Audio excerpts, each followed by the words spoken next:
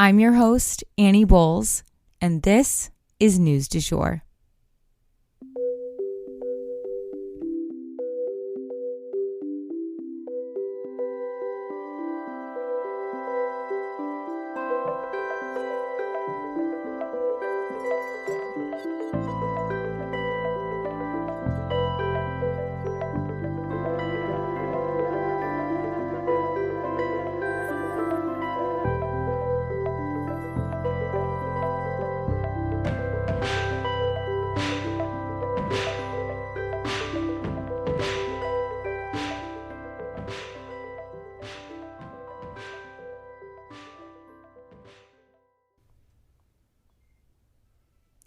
Hey everyone, happy Friday and welcome back to the News du Jour.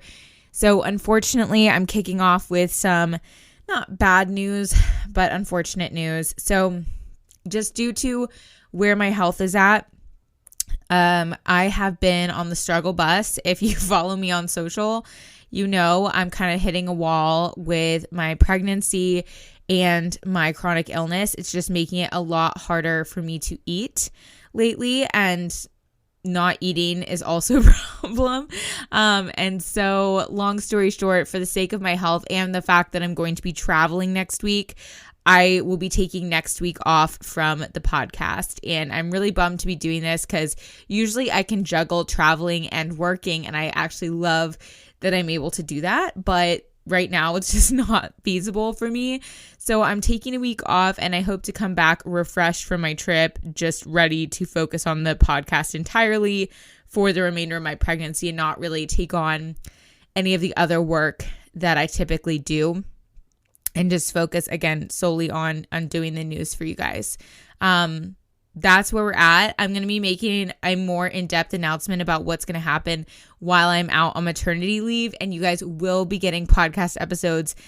So stay tuned for that, because that's going to be a big announcement. I won't be ghosting on you guys, although I am for this week, because I just need a breather, literally and physically and figuratively as well. So anyway, let's go ahead and jump into the news for today. And I appreciate y'all's understanding on all of this. So the Speaker of the House, Nancy Pelosi, has tested positive for the coronavirus. This is just kind of like an FYI type story. Luckily, she's asymptomatic, has no symptoms, likely due to the fact that she's both vaccinated and boosted. So anyway, just want to let you guys know that she's obviously someone who works very closely with the president. So this is obviously definitely an important thing to be aware of, but it sounds like she's doing great. And next up, of course, we have to cover history being made. Judge Kentaji Brown Jackson will pioneer on the Supreme Court. So a 53-47 vote made history yesterday, with the first Black woman being confirmed to the United States Supreme Court. She still needs to be sworn in, but she's now been confirmed. Goosebumps, y'all. Wherever you fall on the political spectrum, I think we all can appreciate that this demographic faces so many obstacles, and now at long last, they're taking a seat on the highest court in the land. Representation matters, you guys, and Black women and girls can now see themselves represented on the Supreme Court of the United States. Kentaji Brown Jackson withstood a lot and worked very hard to get where she's at today. Congratulations to her. And now we will go ahead and finish up the rest of the episode with updates on Ukraine. So first up, Russia has now been suspended from the UN Human Rights Council. They were voted out by the committee, but ultimately chose to leave before they were completely removed.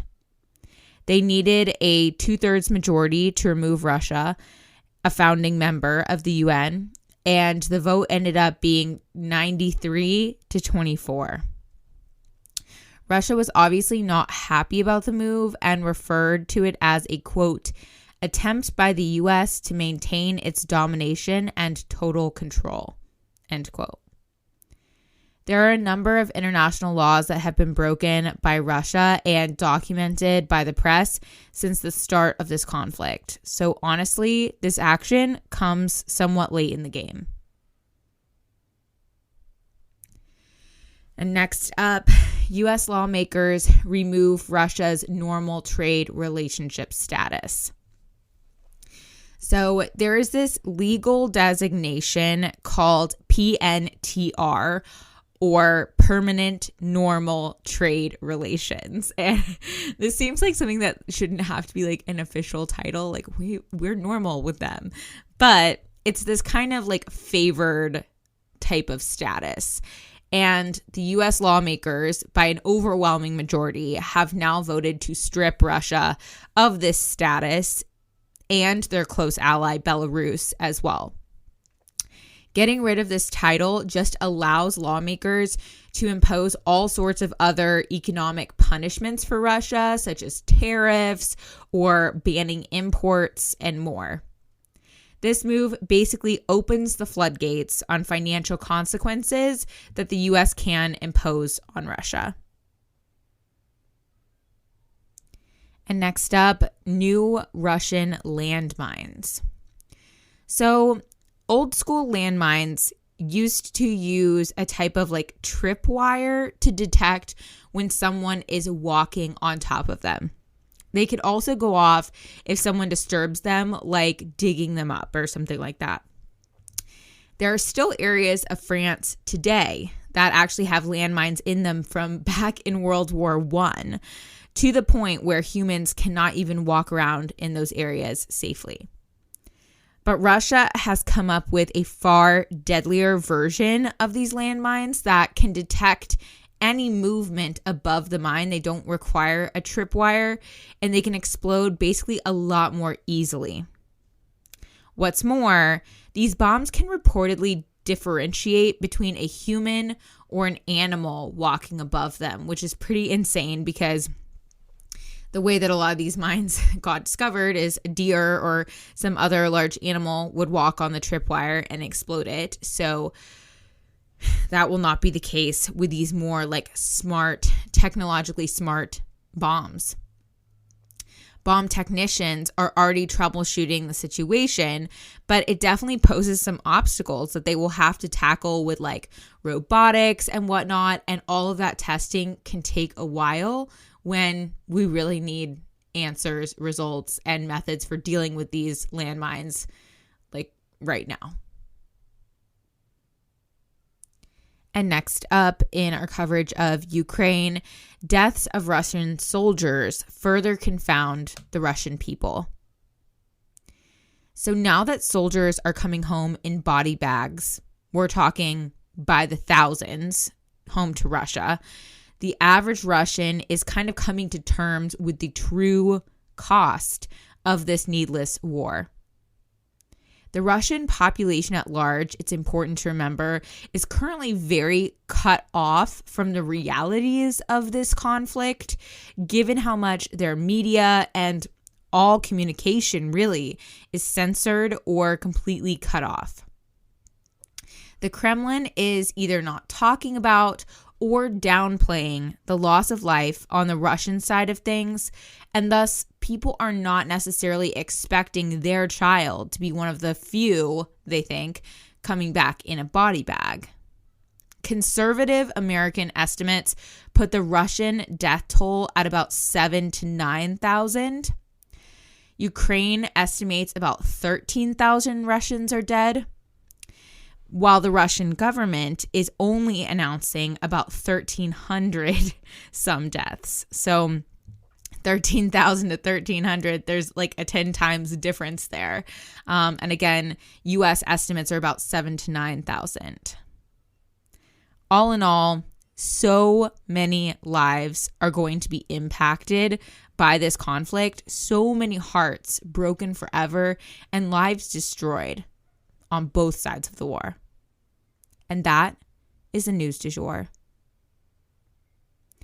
Today, I wanted to leave you guys with the quote, "Life doesn't get easier or more forgiving. You get stronger and more resilient."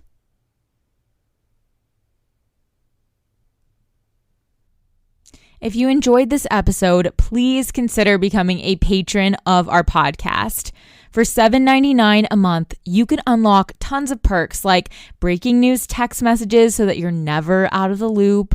Tons of bonus episodes are already up there ready for you to binge, and a discussion board full of networking opportunities and much more. Go to www.patreon.com/sugarfree media today to become a patron. This is the best way to support our show. Our patrons make News du Jour possible. But a couple other ways to support our podcast are rate and review on whatever podcast platform you use to listen, share on your social media, you have influence, tell your friends, family, and colleagues that you love News du Jour and why you listen. You can also follow us on social media under sugarfreemedia.co on Instagram, just Sugarfree Media, all one word, on TikTok, and sugarfree_media on Twitter. We also have a weekend newsletter called Dreamers Digest that's full of dreamy content recommendations for your weekend and a life update from yours truly. Sign up today on our website, www.sugarfreemedia.co.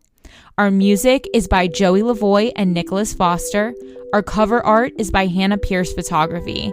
Our Sugar Free Media logo is by Catherine Jezik Designs. Any twinkling or little footsteps you might hear in the background are by my dog, Rhett. He's a rescue pup and always records with me. We appreciate you listening and look forward to telling you about the news again next time on News du Jour.